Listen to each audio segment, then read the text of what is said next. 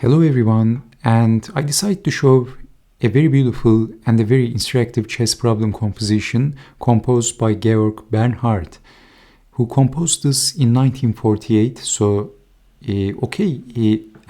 Bernhardt is known as a great chess problem composer from Germany. Okay, so let's evaluate this position. It is white to play and win. We can see that this h-pawn is very important for white because white wants to push this pawn and then promote the queen. So that's the main problem. How to solve that? Because we can see that black wants to play rook to h5 and defending against h7, h8 queen promotion threat. So how to solve the problem?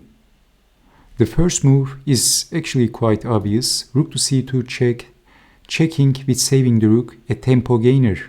After moving the king, it is white to play, and white plays a very important move. So you can see that if pushing the pawn, then rook to h5, and black is going to defend very easily. So how to play? Okay, so did you see g4? This is the move, not allowing rook to h5, and black plays rook to e5, and black wants to play rook to e8 and defending h8 with the rook, but only if he can reach on time the promised land with the rook on time. And of course, if rook takes pawn, then rook to c4, and this is basically all over for black. So if basically rook goes back, then rook to h4, not allowing rook to h5.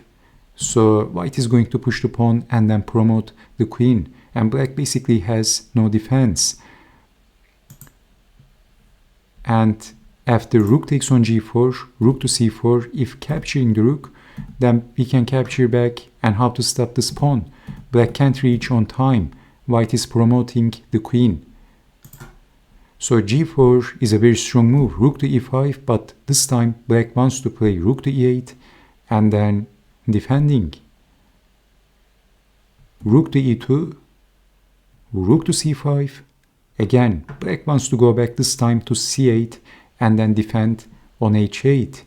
But if rook takes rook, then king takes, and white pawn is very fast. Queen.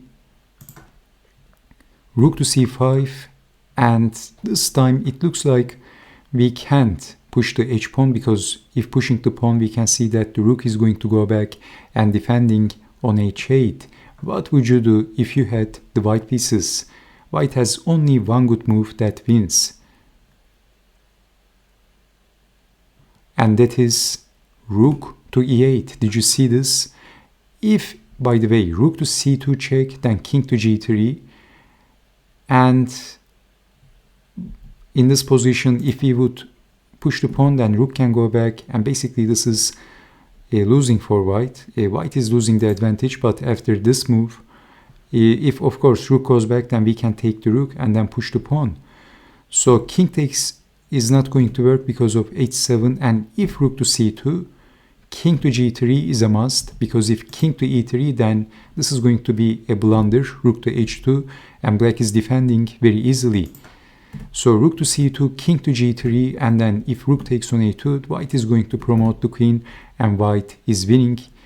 But with the correct technique, of course, black still has 3 extra pawns. Okay, so this was a very interactive chess problem composition. Again, rook to c2, checking with saving the rook, a tempo gainer, and then g4. And finally, this incredible move, rook to e8, and pushing the pawn, and basically white is going to promote the queen. But still white has to play very accurately. Okay, so thank you so much for watching. I hope to see you again with more chess problem compositions and chess endgame studies. Take care and bye-bye.